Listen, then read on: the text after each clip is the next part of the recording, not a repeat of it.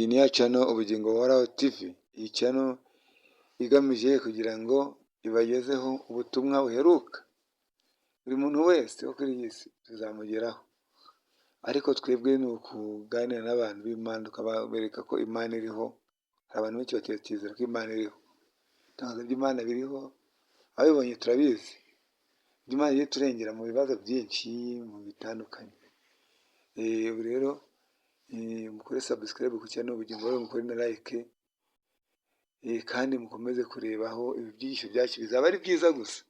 Tubahitiramo ibyigisho byiza, tumuduhe comment, n'ibindi bitekerezo mwoherezanye, tubwire naho tugugenda nabi naho dukora neza kugira ngo tuzakomerezeho, ngo tubagerere ku bintu byinshi abantu benshi bibaza. Tuzagenda tugira ku bibazo byinshi bitandukanye. Reka twige maze mbabwire mwene njyewe nitwa Maniragaba Innocent, bo bitwa Nyinganyikite Honeste. ni Nyinganyikite Honeste. Nyinganyikite Honeste. Murakoze cyane. Honeste tugira ngo tuvuge ko hano turi cyane Ubugingo Buhoraho. Uremera ko urabizi ko Ubugingo Buhoraho, urumva ko nyine hari abantu ari ubugingo buzahoraho. Se Ubugingo Buhoraho wumva icyo ari cyo? Ubugingo buhoraho ni ikintu cyiza, ni ijambo ryiza. Ni ukuvuga ngo iyo umuntu afite ubugingo buhoraho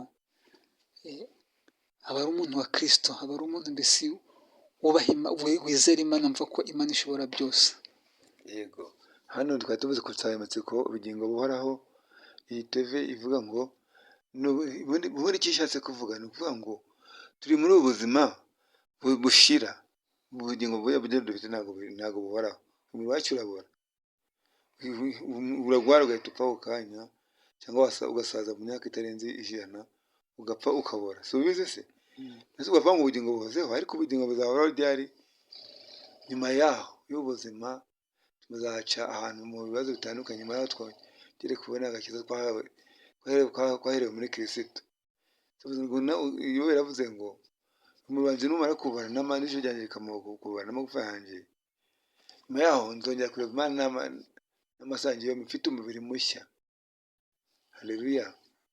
Ubwo rero umubiri mushya ni ugaragaza ngo ubugingo buzongera buhoreho. Umuntu upfuye akaba azongera kuba umuntu agapfuye ubwo abasinziriye. Icyo kintu cyo cyumvikaneho. Ese uremera ko umuntu upfuye abasinziriye cyangwa umuntu upfuye aba agiye ahandi? Abasinziriye. Cyangwa se abaye bitaka byarangiye? Abasinziriye. Umuntu upfuye ari umukiranutsi abasinziriye, ariko umuntu upfuye ari umunyabyaha aba apfuye. Nyine abazategeza imyaka 1000, nyuma yuko abandi bazagenda imbere yaho kujya mu ijuru, kazurwa kiranutse. Umunyabyaha bazategeza indi myaka 1000 bari mu bituro. Mu myaka 1000 rero, ariko nabo ngo bazongera bazuke. Si bigeze kubyumva hose ko bazazuka kugira ngo nabacirweho iteka? Yego. Reka rero muze tugiye kureba itangaza Imana ikora. Ese turavuga ngo ibitangaza Imana ikora. Ese nawe waba wemera ko Imana ikora ibitangaza? Hari nk'ibyo yaba yaragukoreye?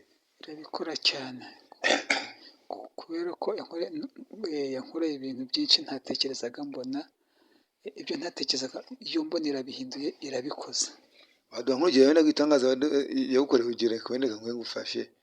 Ushobora kuba wararwaye nk'uburwayi ukanga gukira, Imana ikabukiza.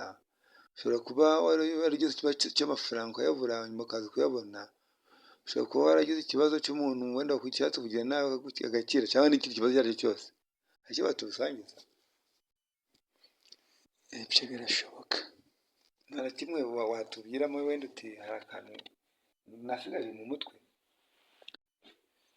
Imana ishobora byose, wizeye Imana ishobora byose, kuko iyo ubaye hafi yayo ukizera ntacyo itagukorera.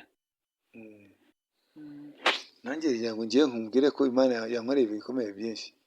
Yize kurwara uburwayi bwitwa angine gapfuro. Yize indwara ya gapfuro narayirwaye. Nyine bazaga guharira iwacu, natwe twatembera aho bahariraga tutazi ibyo ari byo, cyo kugira ubwandu.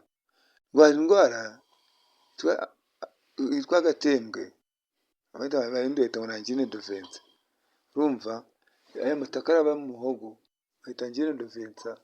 Iyo yabyimbye cyane mu muhogo hari ibintu byagiyemo bikitambika, waza uratambika ukababara, ibindi bikajya mu mazuru bigafunga, ukananirwa no gupfuna, ukananirwa no guhumeka. Urumva iyo ndwara rero nayirwaye barampara, ubundi nkanayihisha, ndebye nkapfa kuba ntimupfe bampane, kamara guharanira nko guheza umwuka, birampamura cyane, none bigeze bihoraho byanga gukira.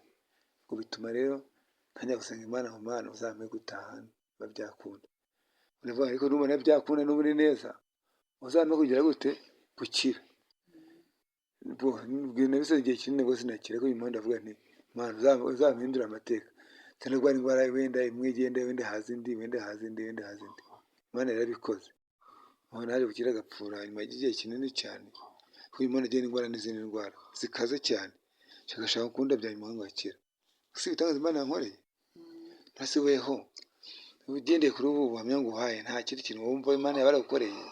Nkoreye byinshi, nkoreye ibintu byinshi. Ukatubwiramo nka kimwe kitari ibanga cyane wenda. Nkoreye ibintu byinshi, nari ndwaye umutwe irawunkiza. Nkoreye ibintu byinshi, mbese Imana ni nziza, nkoreye ibintu byinshi. Mbese ni byinshi cyane yankoreye cyane. None ko mwene data ari ku rukundo rw'Imana, umva ruramurenze. Ubwo rero n'abandi mwese muri aha mufite amashimwe pe, wababaza ati mbese ibyo Imana yabakoreye, buri wese yavuga ibyo ashaka, yavuga byinshi. None urukundo rw'Imana twabona uko turugereranya. Yewe hari ibitangaza byinshi Imana yagiye inkorera. Hari igihe nigeze kugira umuntu angendaho ambwira ko nta kintu nzagera, ariko naje kureba nyuma yaho nsanga Imana yarabikemuye. Uwo muntu yaho sinongere kumubona, ariko njye muri gahunda ze, nyuma nza kubona nta kibazo, nta kimbangamira gihari. Nyuma yo gukira indwara, nyuma yo kugira umuntu umbangamira, nyuma yo kumara igihe kinini nta kazi mfite, naje kukabona. Gusa Imana gusa yakoze, ibi bitangaza Imana yankoreye, nanjye kugira ngo numve ko ubu nanjye nyuma yo kuba nakoze ibyaha, buriya bitangaza ikindi abantu bose bibagirwa ni iki kimwe, ko Imana yabakijije ibyaha, noneho bakaba bitwa abana b'Imana, bakaba bo kwita mu rukura abantu. Icyo nacyo ni igitangaza gikomeye. Reba umuntu wo muri iyi si, uri muri iyi si y'ibishuko, uburaya nibwo bwa hafi, ubujura, ubukene, bari kuvuga ibigeragezo biriho muri iyi minsi, sibyo? Gushaka amafaranga, abakobanyi, ibyo byose ukabirengaho ugakamo umuntu w'Imana. Ubwo ntabwo ari igitangaza wowe ko byumva? Ibitangaza bikomeye Imana ibikoze. Nawe si muri byose hari icyo Imana yaragukirije muri ibyo ngibyo? Kirahari cyane. Ni ukuvuga ngo nari ndwaye ikirenge, mbona irakinyujije, ubwo ibyo ni ibitangaza bikomeye.